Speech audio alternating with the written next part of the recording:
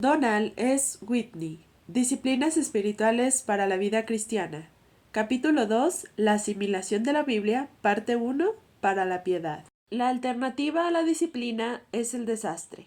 Vance Havner. Hace varios años tuve el privilegio de hacer un viaje misionero a la región de la Sabana en África Oriental. 4 de nosotros de la iglesia que yo pastoreaba vivimos en tiendas de campaña frente al edificio incompleto de una diminuta iglesia de barro y ramas a 9,5 kilómetros del asentamiento más cercano. He estado fuera de mi país lo suficiente como para saber que muchas costumbres que yo he llegado a identificar con el cristianismo chocaron en algunos puntos con la cultura de nuestros anfitriones. Mis experiencias me han enseñado a esperar tragarme con dificultad algunas de mis expectativas de estadounidense, por no mencionar algunas otras cosas, de cómo deben vivir los cristianos. Pero no estaba preparado para algunos de los encuentros que tuve con muchos de los cristianos profesos de ese contexto ecuatorial. La mentira, el robo y la inmoralidad eran cosa de todos los días y se aceptaban generalmente incluso entre los líderes de la iglesia. El entendimiento teológico era tan escaso como el agua. La enfermedad del error doctrinal era tan común como la malaria. Pronto descubrí una de las principales razones por las que esta iglesia daba la impresión de que había sido iniciada por misioneros de Corinto. Nadie tenía una Biblia, ni el pastor, ni un diácono, nadie.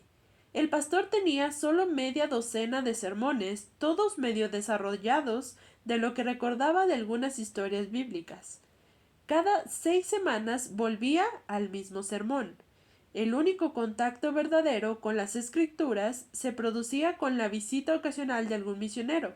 El más próximo estaba a 160 kilómetros de distancia, o cuando predicaba algún trabajador denominacional de la zona. Para casi todas las personas de la iglesia, estos encuentros indirectos y poco frecuentes con la Biblia eran lo único que tenían. Solo un hombre tenía cierto grado de madurez espiritual, y era porque había vivido la mayor parte de su vida en otro lugar y había asistido a una iglesia que enseñaba la Biblia. Los 4 reunimos el dinero que teníamos y compramos Biblias baratas para muchos de los miembros de la iglesia. Después de la visita evangelística de cada día, dirigíamos estudios bíblicos para la iglesia en la tarde y nuevamente en la noche, a la luz de la linterna. Nos fuimos con la oración de que el Espíritu Santo hiciera que la palabra de Dios se arraigara profundamente en esa asamblea seca de la sabana. Muchos sacudimos la cabeza con lástima por esas condiciones tan lamentables. Sin embargo, la realidad es que muchos de nosotros tenemos más Biblias en nuestros hogares que las que tienen iglesias completas de algunas partes pobres o aisladas del mundo. Sin embargo, una cosa es no estar familiarizado con las escrituras cuando no se tiene una Biblia y otra cuando se tiene un estante lleno. Ninguna disciplina espiritual es más importante que alimentarse de la palabra de Dios. Nada puede reemplazarla. Simplemente no hay una vida cristiana sana sin la dieta de la leche y la carne de las escrituras. Las razones de esto son obvias.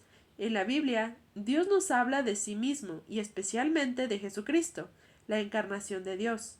La Biblia nos revela la ley de Dios y nos muestra cómo todos la hemos quebrantado.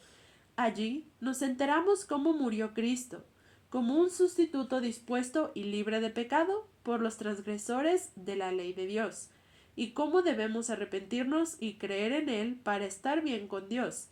En la Biblia aprendemos los caminos y la voluntad de Dios. En las Escrituras nos enteramos de la manera en que Dios quiere que vivamos y de lo que da más alegría y satisfacción en la vida. Nada de esta información eternamente esencial se puede encontrar en ninguna otra parte, salvo en la Biblia.